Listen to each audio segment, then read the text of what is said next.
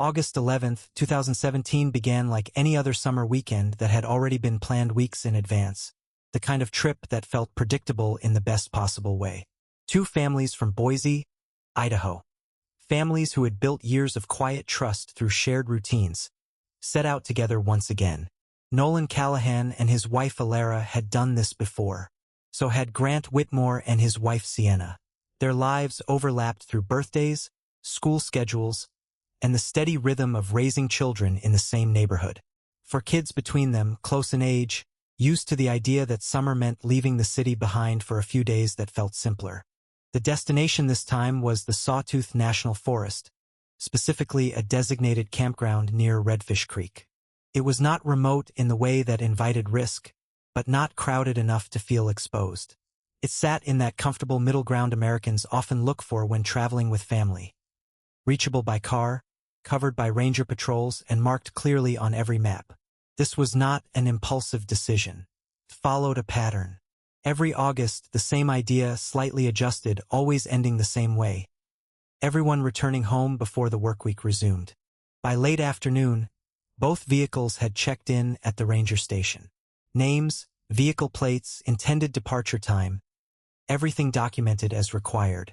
The Callahan SUV and the Whitmore pickup were parked side by side at their assigned spot. Equipment had been packed with care. Tents labeled, supplies organized, food portioned for the exact number of days planned. Nothing about the preparation suggested uncertainty. This was a group that did not leave details open. The schedule was simple. Arrive Friday, settle in, spend Saturday exploring nearby trails and letting the children stay close to the creek. Leave Sunday evening, arriving back in Boise before night fully set in. The plan had already been discussed and repeated enough times that it required no further adjustment. That first evening moved forward without deviation. There was no urgency, no unexpected shift in direction, no reason to reconsider anything. The forest, as far as it mattered to them, was just a setting, quiet, predictable, already understood through previous visits. The group remained within the boundaries they had chosen. Nothing suggested that those boundaries would fail. By the time night approached, the sense of routine remained intact. There were no signs of concern, no disruptions to the sequence they had followed many times before. The campsite existed as it should, structured, controlled, fully accounted for. Saturday passed with the same quiet continuity. Time unfolded without interruption. There was no indication that anything beyond the ordinary existed within the next stretch of hours. The children stayed within range of the creek area, exactly as planned. The adults maintained the same level of oversight that had always been enough. By Sunday morning, August 13th, the timeline had reached its final stage. The return home was expected that evening. Everything remained aligned with the original plan. At approximately 9 a.m., Alara Callahan used a handheld radio to reach her older sister, Maren Holt, back in Boise. The connection was clear. The message was simple. The children were nearby, conditions were stable, and the group would begin packing later that afternoon. No changes, no complications. The tone carried nothing unusual. It matched the situation exactly as it had been described from the beginning. That transmission became the last confirmed contact. There was no second call, no follow-up, no missed signal suggesting interruption. Just silence that did not immediately register as anything significant. For several hours, the absence of communication meant nothing.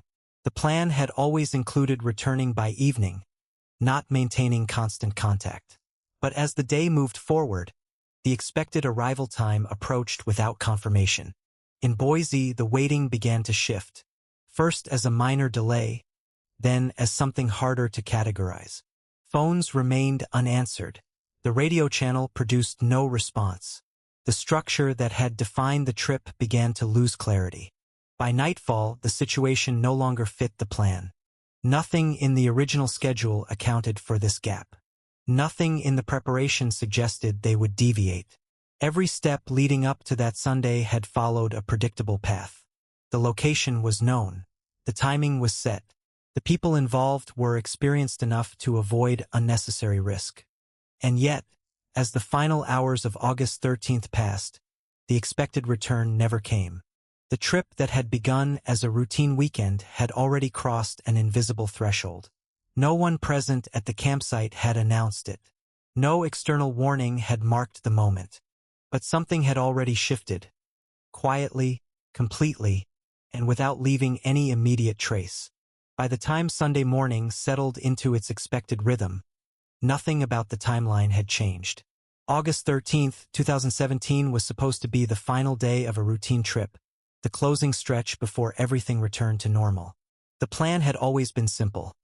A slow morning, a gradual process of packing, and a departure by late afternoon that would bring both families back to Boise before the night fully set in. That expectation had been clearly stated, repeated, and understood by everyone connected to the trip. At approximately 9 a.m., the only outgoing communication from the campsite took place. Alara Callahan reached for the handheld radio, the same device that had been packed as a backup for limited signal areas. The connection linked her to her older sister, Maren Holt, who remained in Boise. The exchange lasted only a short moment, structured and predictable, containing exactly the kind of information that had been anticipated from the start. Everything was described as stable. The children were accounted for and remained near the creek area as planned. The schedule for the day remained unchanged. There was no mention of delay, no indication of disruption, no adjustment to the expected departure time. The message confirmed continuity, reinforcing the idea that the weekend had unfolded exactly as intended. There was no urgency in the transmission, no irregular pauses, no sign of interference. It carried the same calm assurance that had defined the trip from the beginning. That message ended without complication. There was no follow-up transmission, no second check-in, no attempt to reconnect. The radio frequency remained silent after that point, but at first, the silence did not register as anything meaningful. The trip had never required constant communication. The expectation had always been that they would return later that same day, making additional contact unnecessary. Hours passed in Boise without concern. The timeline allowed for gaps. Travel time, packing, and the unpredictability of leaving a campsite often created delays that required no explanation. Maren Holt continued her day under the assumption that everything remained on schedule, that the families were simply moving through the final steps of their plan. By early afternoon, the absence of further communication still aligned with expectations. The group had never indicated they would maintain contact beyond the morning update. The structure of the trip supported that assumption. Nothing in the earlier message suggested a need for heightened awareness. But as the day moved forward, the expected point of return approached without confirmation. Phones remained silent. No calls came through. The radio channel produced no response when checked again. The absence of contact began to take on a different weight. Not immediate alarm, but a subtle shift away from routine. By late afternoon, the timeline no longer felt stable. The margin for delay narrowed. The expected arrival window began to close. What had been a predictable sequence of events now held an unaccounted gap. Maren initiated the first attempts to reestablish contact. Calls were placed to both Nolan and Grant. Messages were left. The radio frequency was checked again, this time with more intention. There was no reply, no signal interruption, just silence that offered no explanation. As evening approached, the concern moved from uncertainty into something more defined. The expectation had never included an overnight stay beyond Sunday. The plan had been clear from the beginning. No deviation had been communicated. No extension had been discussed. By the time night settled in, the absence of the two families no longer fit within any reasonable variation of the original schedule. The situation remained contained within a narrow frame. The location was known. The group had checked in at the ranger station. Their vehicles were on record. Their intended departure time had been documented. Every detail leading up to that Sunday morning call pointed to a controlled environment, one that did not easily allow for disappearance without trace. Yet the facts began to stack against that assumption. No one had seen them leave. No call had been made to report a delay. No external contact had been initiated after the final radio transmission. The silence persisted, uninterrupted and complete. What made the situation more difficult to process was the normalcy of that last message. There had been no warning embedded in it, no suggestion that anything had shifted beneath the surface. It reflected a moment in time where everything was still intact, where the structure of the trip remained unchanged. And then, without transition, that structure dissolved. By late night on August 13th, the waiting had transformed into something else entirely. The gap between expectation and reality could no longer be ignored. The families had not returned. No explanation had surfaced. No evidence had appeared to suggest a reason. The last confirmed moment remained fixed at that morning transmission, a brief, ordinary exchange that now stood as the final point of contact. Everything after that existed only as absence. By the time the first light of Monday, August 14th, reached Boise, the situation had already crossed into something that no longer fit within delay or miscommunication. The absence of contact from the Callahan and Whitmore families had extended beyond any reasonable margin. The expectation of a late arrival had dissolved overnight, replaced by a growing realization that something had interrupted the sequence that had been so carefully planned. Maren Holt did not wait for further uncertainty to resolve itself. The final radio transmission from Alara the morning before remained fixed in her mind. Clear, steady, entirely ordinary. That was what made everything that followed more difficult to process. There had been no warning embedded in that moment. No shift in tone. No hesitation. It had sounded like the closing line of a weekend that was already ending. Instead, it had become the last known point in a timeline that now had no continuation. By early morning, Maren contacted local authorities and reported that both families had failed to return as scheduled. The information she provided was precise. 2 vehicles, 8 individuals, last confirmed contact at approximately 9 a.m. on August 13th from a campsite near Redfish Creek in the Sawtooth National Forest. The details aligned with official records from the ranger station. Names, registration times, intended departure, all of it was documented. Within hours, the first response units were directed toward the campsite. When rangers arrived at the location later that morning, what they encountered did not resemble an emergency. There was no visible disruption to the structure of the campsite. Both vehicles remained parked exactly as they had been left, positioned side by side in the assigned area. Nothing suggested that either family had prepared to leave. There was no indication that they had begun packing. No sign that they had attempted to move the vehicles or shift their equipment. Everything was still in place. The tents remained standing, secured and intact. Personal belongings were arranged with the same order that had been established upon arrival. Food supplies were present, organized, and partially used in a way that reflected normal activity. A meal had been started and left unfinished. The sequence suggested interruption, but not chaos. There were no scattered items, no overturned equipment, no immediate evidence of struggle or urgency. What was most difficult to reconcile was the absence of any visible cause. The area did not present signs of conflict. There were no damaged objects, no broken gear, no trace of confrontation. Nothing indicated that an external force had disrupted the group in a way that would leave marks behind. The campsite appeared preserved, almost as if time had paused at a specific moment and everything after that moment had been removed. The only irregularity lay beyond the immediate setup. Investigators identified a series of faint footprints leading away from the campsite toward the nearby creek. The impressions were incomplete, fragmented across different surfaces, but they were enough to establish direction. The group had moved together, or at least in a shared path, toward that point. The trail extended only a short distance before it encountered a surface that could not retain detail. From that point forward, the trail ended. There were no additional tracks beyond the creek area. No continuation into surrounding ground. No secondary path branching away. The physical evidence simply stopped, as though the movement had dissolved without transition. Search teams expanded the perimeter immediately. The initial response grew into a coordinated effort involving multiple agencies. Ground units began systematic sweeps of the surrounding areas. Air support was deployed to cover wider terrain.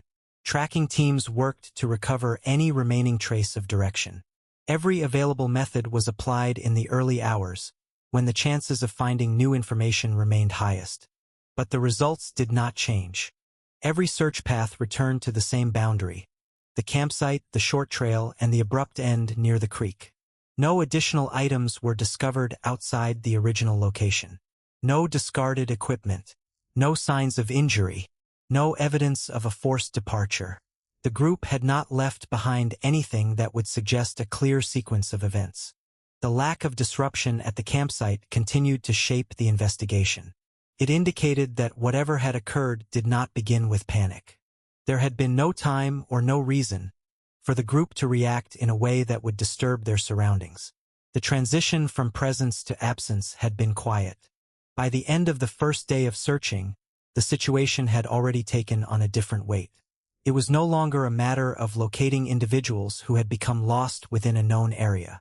The physical evidence did not support that explanation.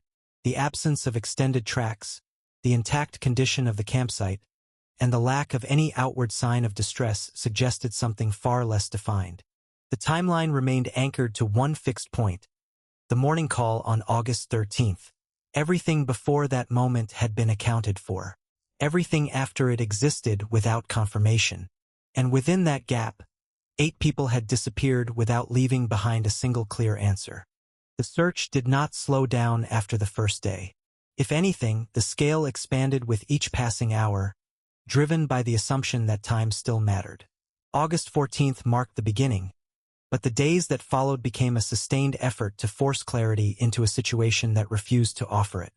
By August 15th, multiple agencies had aligned their resources. The U.S. Forest Service coordinated with Idaho State Police, local sheriff departments, and volunteer search groups that had experience in wilderness recovery operations. The case moved quickly from a missing persons report into a structured search and rescue operation, one that followed established protocols designed for situations where location was known but outcomes were uncertain. The initial focus remained concentrated around the Redfish Creek campsite and the limited path leading toward the creek itself. Teams worked in overlapping grids, covering every reachable section within a defined radius. Each unit followed assigned sectors, documenting ground that had already been searched to eliminate duplication. The approach was systematic, controlled, and relentless. Air support intensified. Helicopters equipped with thermal imaging equipment conducted repeated sweeps across the surrounding terrain. The technology was calibrated to detect heat signatures, even in conditions where visibility offered little assistance. The expectation was that any remaining human presence, whether stationary or moving, would produce a detectable signal. Nothing appeared. Ground units deployed tracking dogs trained to follow human scent across varied terrain. The dogs were introduced to items recovered from the campsite, allowing them to establish a baseline. The trail they followed led consistently to the same endpoint, the creek area where the visible footprints had already disappeared. Beyond that point, the scent did not continue in any clear direction. It dispersed, fragmented, and eventually vanished entirely. Each method produced the same result. The absence of progression became the defining characteristic of the search. Every line of effort returned to the same boundary, as if the physical world itself had imposed a limit on what could be known. The group had been present. They had moved, and then, at a precise location, that movement had stopped leaving any recoverable trace. Investigators began to consider all possible scenarios within the constraints of the evidence. A voluntary departure was examined and dismissed based on the condition of the campsite. There had been no preparation for relocation, no indication that the group intended to leave behind vehicles, supplies, or identification. A criminal event was evaluated, but the lack of disturbance and absence of physical evidence made it difficult to support. An accident was also considered, yet no debris, no equipment, and no environmental indicators suggested that such an event had occurred within the immediate area. The more possibilities were explored, the fewer explanations remained. By the end of the first week, the search radius had expanded significantly. Teams moved outward from the campsite in widening circles, covering areas that extended well beyond the original zone. Terrain that required specialized access was included. Remote sections were scanned by air. Additional volunteers were briefed and integrated into the operation. Still, nothing changed. No additional belongings were discovered outside the campsite. No clothing. No personal items. No evidence that would suggest direction, speed, or intent. The absence was complete, and it remained consistent regardless of how far the search extended. Media coverage began to grow as the days passed. Local news outlets reported the disappearance, followed by regional stations that picked up the story.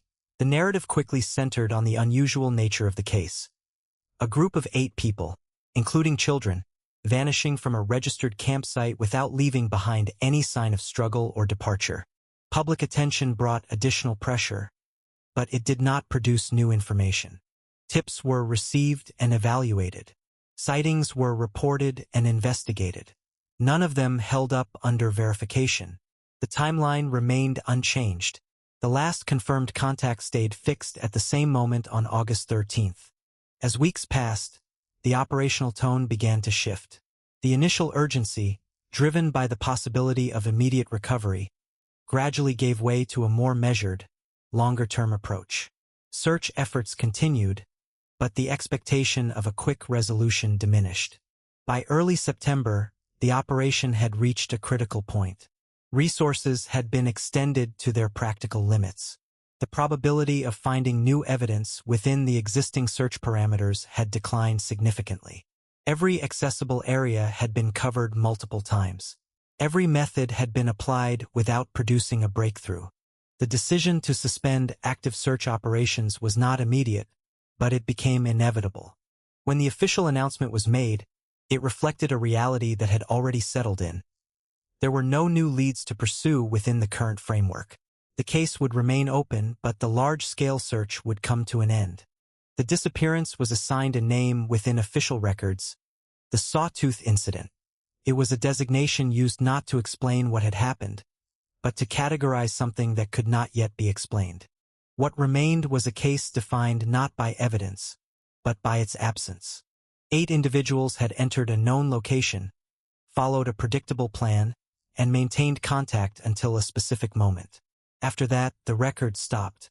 No cause had been identified. No sequence of events had been confirmed. No conclusion had been reached. The search had ended, but the uncertainty had not. Time did not resolve the case. It only changed how it was remembered. After the official suspension of large-scale search operations in early September 2017, the disappearance of the Callahan and Whitmore families entered a different phase, one defined not by active movement, but by waiting.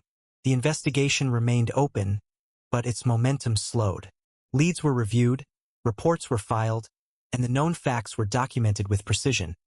Yet nothing new emerged to extend the timeline beyond that final confirmed moment on August 13th. Months passed, then years. The case persisted within official databases, periodically revisited, but never advanced. The absence of evidence became permanent. The campsite report remained unchanged. The last radio transmission remained the final contact. The search radius, once expansive, became a static record of where answers had not been found. By 2021, nearly 4 years had elapsed. In May of that year, an unrelated event began to reshape the conditions surrounding the original disappearance. A wildfire spread across sections of the northern Sawtooth region, driven by seasonal factors that made containment difficult. The affected area extended beyond previously searched zones, including regions that had remained inaccessible or obscured during earlier operations. Once the fire was brought under control, standard procedure required a post-burn assessment. Patrol teams were assigned to survey the impacted land, identify hazards, and evaluate structural remnants that might pose a risk. The operation followed routine guidelines, focusing on documentation and safety rather than recovery. During one of these aerial surveys, a ranger assigned to the flight observed something inconsistent with the surrounding terrain. It was not movement, nor was it a clear structure at first glance. It was a reflection, brief, precise, and unnatural in its alignment with the environment around it. The angle of light caught a surface that did not belong to the natural pattern of the area. The coordinates were marked. At that moment, there was no immediate connection made to the unresolved case from 2017. The discovery was treated as a standard anomaly, something that required ground verification but did not yet carry meaning. The location, however, introduced a variable that had not existed in previous search efforts. It was positioned more than 25 miles from the original campsite, beyond the perimeter that had been thoroughly covered during the initial investigation. A follow-up team was assembled and dispatched to the coordinates. The approach required careful navigation due to the condition of the land following the wildfire. Access was limited, and the route did not align with established paths. This area had not been part of any structured search grid in the past. It existed outside the zones that had been prioritized in 2017, and its distance from Redfish Creek had placed it beyond what was considered a probable range for a family group on foot. When the team reached the marked location, the reflection resolved into something concrete. A structure stood within the area, partially concealed, but unmistakably constructed. It was a cabin, aged and weathered, with no visible connection to any recent registry or active use. There were no signs indicating that it had been maintained or occupied in any official capacity. It did not appear on standard maps associated with the region. The discovery shifted the context immediately. The existence of a man-made structure in that location raised a new set of questions. How long had it been there? Why had it not been identified during previous surveys? And more importantly, did it have any connection to the case that had remained unresolved for nearly 4 years? Initial assessment protocols were followed. The team did not approach the structure without coordination. The location was secured, and communication was established with Central Command. Additional personnel were requested, including investigators who had previously been involved in the 2017 case. As information moved through official channels, the possibility of relevance began to take shape. The distance from the original campsite complicated the assumption that the two were connected. The terrain between the 2 points had been considered difficult but not impossible. The absence of any trace leading in that direction during the original search had been one of the defining limitations of the investigation. Now, the presence of a structure in an unsearched area introduced a path that had never been explored.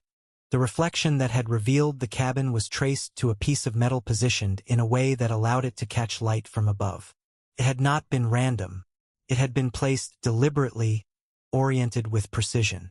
That detail changed the interpretation of the discovery. This was not simply an abandoned structure. It carried the first indication, however faint, that someone had been there with intent. For the first time since August 2017, the case had something new. A location that had not been part of the original map. A structure that had not been accounted for. And a signal, subtle, intentional, and visible only under the right conditions, that suggested the possibility that the disappearance had not ended where the evidence had stopped. It had continued somewhere else. And that somewhere had just been found. The approach to the structure was handled with the same caution that had defined every step since the coordinates were marked. What had once been a dormant case was now active again, but the absence of information still dictated how each decision was made. No assumptions were allowed to form too quickly. The cabin existed. That fact alone was enough to alter the direction of the investigation. A perimeter was established before any entry was made. Communication between the field team and command remained constant, ensuring that every movement was documented in real time. The structure had been identified as unregistered, isolated, and potentially connected to a case that had remained unresolved for nearly 4 years. That combination required precision. Initial observation confirmed one critical detail before anything else. The structure was not abandoned. There were signs that activity had taken place recently. Not in a way that suggested constant movement, but enough to confirm presence. The cabin was not empty in the way investigators had expected when the location was first identified from the air. The implication of that realization spread quickly through the chain of command. The case had not ended in 2017. It had continued unseen, beyond the reach of the original search. Authorization for entry was given. What was found inside the cabin forced a complete redefinition of the timeline. Alara Callahan was alive. The confirmation came immediately, without ambiguity. Her identity matched the records from 2017. There was no question of misidentification. Alongside her were 3 children, 2 from her own family and 1 belonging to the Whitmore family. Their identities were also verified through the information available to the team. All 4 individuals were present. All 4 were alive. The condition they were in reflected the passage of time in isolation. There were clear signs of long-term deprivation. Their physical state indicated sustained hardship, not a recent event. This was not a temporary displacement. It was the result of extended survival under limited conditions. The absence of the remaining 4 individuals was immediately noted. Nolan Callahan was not present. Grant Whitmore was not present. Sienna Whitmore was not present. The 4th missing child from the Whitmore family was not present. The gap between those accounted for and those still missing introduced a new division within the case, one that had not existed before the cabin was discovered. Medical evacuation procedures were initiated without delay. The 4 survivors were stabilized and prepared for transport. Communication with regional medical facilities ensured that they would receive immediate care upon arrival. The focus at that moment was not on gathering statements, but on securing their condition and preserving their ability to recover. Even within that urgency, the implications of the discovery continued to expand. The location of the cabin, more than 25 miles from the original campsite, forced investigators to reconsider the assumptions that had guided the search in 2017. The distance was significant. It exceeded what had been considered a likely range for movement, especially with children involved. Yet the survivors had reached that point and remained there for an extended period of time. The structure itself became a focal point of analysis. It had provided shelter. It had supported life, however minimally. It had existed outside the known map, outside the established routes, outside the grid that had been searched repeatedly during the original investigation. Its presence explained how survival had been possible, but it did not explain how the group had reached it. As the survivors were transported away from the site, the cabin was secured as an active investigation area. Evidence collection began immediately. Every object, every surface, every trace of activity was documented. The goal was to reconstruct a timeline that extended from August 13, 2017 to May 2021, a span of nearly 4 years that had previously existed as a blank space. The first confirmed fact within that space was now undeniable. At least part of the group had survived. That fact alone shifted the narrative entirely. The disappearance was no longer defined solely by absence. It now included endurance, movement, and adaptation. The case was no longer about locating individuals who had vanished. It was about understanding how they had continued to exist without being found. The next phase of the investigation would depend on information that only the survivors could provide. But at that moment, their condition made immediate questioning impossible. Their recovery took priority, delaying the answers that investigators had been seeking for years.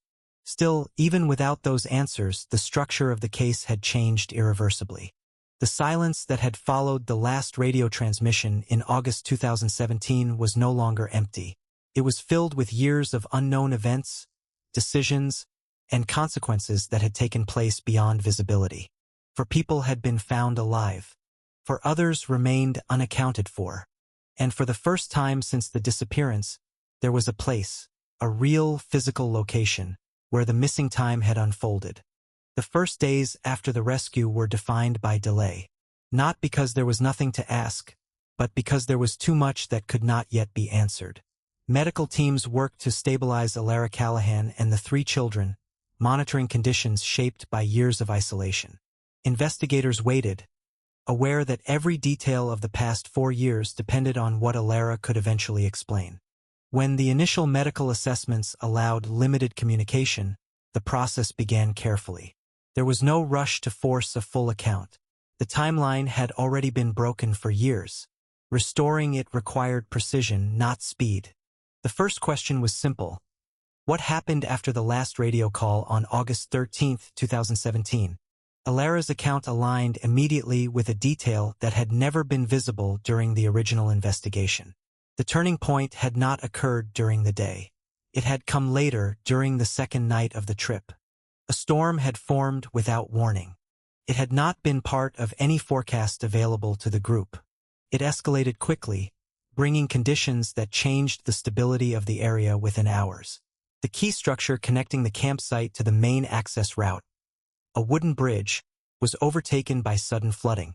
The route that had defined their entry point was no longer usable. At that moment, the situation shifted from routine to isolation. Nolan Callahan and Grant Whitmore made the decision to leave the campsite and locate an alternative path toward assistance. The plan was direct: find a way out, contact authorities, and return. There was no indication at that time that the separation would become permanent. They did not return. The timeline from that point forward began to fragment. Without confirmation of what had happened to the two men, the remaining members of the group were forced to respond to uncertainty without external support.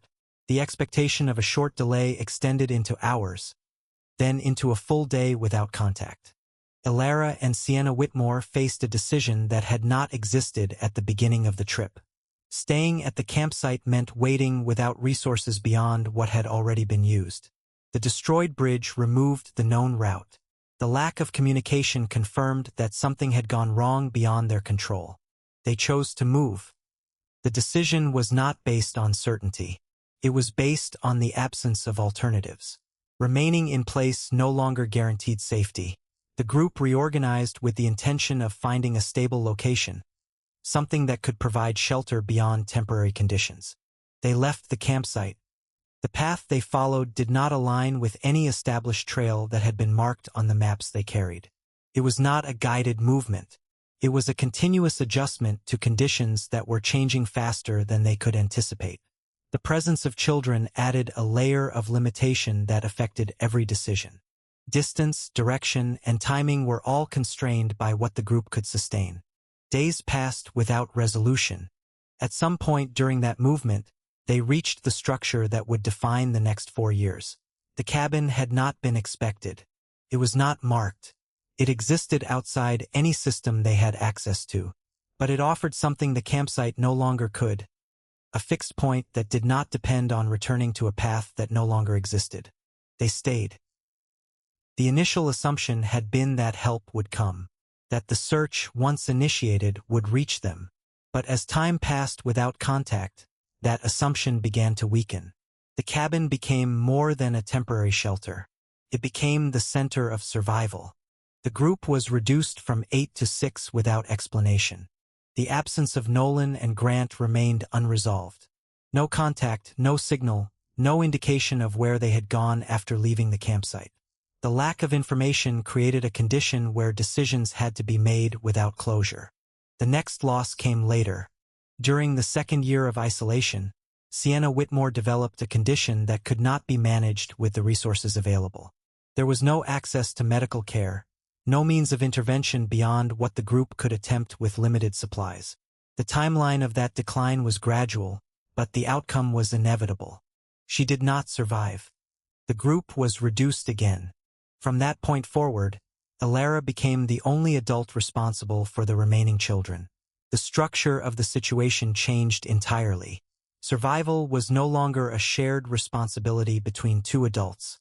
It became a single point of decision-making, sustained over an extended period without support. The methods they used to survive were consistent with what could be maintained over time. Water was collected and preserved. Food sources were limited and required constant adaptation.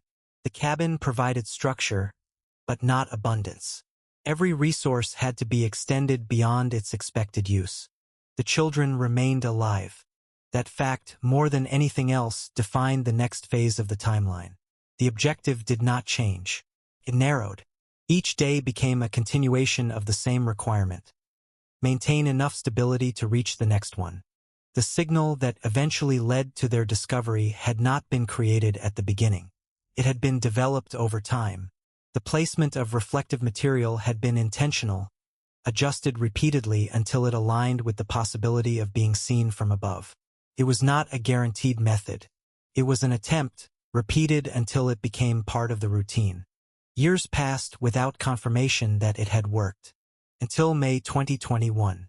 The wildfire that moved through the region did not reach them directly, but it altered the conditions around them. It removed obstructions that had previously hidden the signal. It created the moment where the reflection could be seen.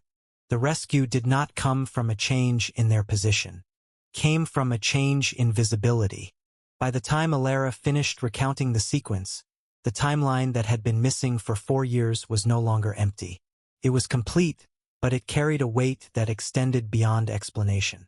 2 people had left to find help and never returned. 1 had remained and did not survive. And 1 had continued forward, carrying the responsibility for 3 lives in a place where no one had thought to look. The final stage of the case did not arrive with a sudden revelation. It unfolded through confirmation, detail by detail, until the unknowns that had once defined the disappearance were replaced by facts that could no longer be ignored. After Alara's account was formally documented, investigators turned back to the terrain between the original campsite and the cabin. The distance that had once been considered improbable was now a verified route, not through physical evidence left behind at the time, but through the outcome that had already been established. The missing years were no longer empty. They had direction. Search teams returned to the region, this time with a narrowed objective. They were no longer looking for 8 individuals. They were searching for the final pieces of a sequence that had already been partially reconstructed. The first breakthrough came near an area identified as unstable terrain, consistent with the type of conditions described during the storm in 2017. It was not immediate. It required multiple passes, careful excavation, and the application of methods designed to recover remains that had been exposed to time and environmental change. The remains of Nolan Callahan were located first. The identification process followed standard protocol. Dental records and DNA analysis confirmed what investigators had already expected based on Alara's account. The position of the remains aligned with the theory that Nolan had been caught within a zone affected by the storm's aftermath. There was no indication of external involvement. The evidence supported a conclusion that had formed gradually. He had not been able to return. Shortly after, in a nearby area consistent with the same conditions, the remains of Grant Whitmore were found. The confirmation followed the same process, and the result carried the same finality. Both men had left the campsite with the intention of finding help. Both had encountered a situation that prevented them from completing that objective. Their absence had not been voluntary. It had been the result of an event that unfolded beyond the visibility of those who remained behind. With those findings, the division within the group was fully accounted for. Nolan Callahan and Grant Whitmore had not disappeared into uncertainty. Their path had ended within reach of the route they had attempted to follow. The distance between their final location and the original campsite explained why they had never been found during the initial search. The conditions created by the storm had altered the landscape in ways that had concealed the evidence at the time. Sienna Whitmore's death had already been established through Alara's account. The location where it occurred remained associated with the cabin, and her remains were recovered from that area under controlled conditions. The confirmation process followed the same standard, closing the final gap in identification. The case, once defined by disappearance, now had a complete structure. 8 individuals had arrived at Redfish Creek on August 11, 2017. On the night of August 12, a storm had changed the conditions of the environment. 2 individuals had left the campsite and had not returned. 6 had remained, then moved. 1 had died during the 2nd year of isolation. 4 had survived until May 2021. Each part of the sequence now aligned with verifiable evidence. The official conclusion of the investigation reflected that structure. There was no indication of criminal activity, no evidence of outside interference. The cause of the event was environmental, compounded by isolation and the limitations that followed. The disappearance, once considered a mystery, was reclassified as a survival case shaped by extreme circumstances. For Alara and the children, the transition back into society did not erase the years that had passed. Recovery extended beyond physical health. It involved the gradual process of reintegration, of reconnecting with a world that had continued without them. Their identities had been preserved through records and DNA, but their lives had diverged from everything those records represented. The children, once defined by age at the time of the disappearance, had grown within a framework that no longer matched their peers. Their understanding of time, routine, and stability had been shaped entirely by survival. The process of returning did not follow a fixed timeline. It required patience, support, and the acknowledgement that what had been endured could not be undone. Alara's role within that process remained central. For 4 years, she had maintained a system that kept 3 children alive under conditions that had offered no guarantees.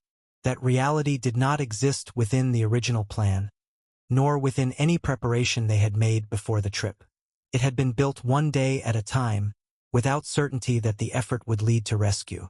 The case closed not with a single moment, but with a series of confirmations that replaced absence with understanding. What remained was not the question of how 8 people had vanished. It was the recognition of what had happened after they were no longer seen. A weekend trip had become a test of endurance that lasted nearly 4 years. A plan built on familiarity had been broken by a single event that none of them had anticipated. And within that break, one person had carried forward a responsibility that extended far beyond what had ever been expected. There were no extraordinary tools, no external guidance, no moment where certainty replaced doubt. Only the decision, repeated over and over, to continue. And in the end, that decision became the difference between disappearance and survival. Because survival, in its most fundamental form, is not defined by strength alone. It is defined by the refusal to stop choosing the next moment, even when there is no guarantee that it will lead anywhere at all. Thank you sincerely for taking the time to listen to this story today. Your attention, your patience, and your willingness to stay until the very end truly mean more than words can fully express. Stories like this are not just about what happened, but about what we choose to carry forward from them. What remains after everything is not only the hardship or the loss, but the quiet strength that can exist even in the most uncertain moments. When everything familiar disappears, when plans fall apart without warning, what defines us is not the situation itself, but the choices we continue to make in response to it. The choice to endure, to protect others, to keep moving forward even when there is no clear path ahead. Those are the moments that shape the true meaning of resilience. This story reminds us that life can change in ways we never expect. It reminds us to value the people around us, to never take ordinary moments for granted, and to recognize the strength that exists within each of us, even when we don't realize it. If this story has touched you in any way, we would truly appreciate your support. A simple like, a comment sharing your thoughts, or subscribing to the channel helps us continue bringing more meaningful stories like this to you. Thank you again for being here and for listening with an open heart.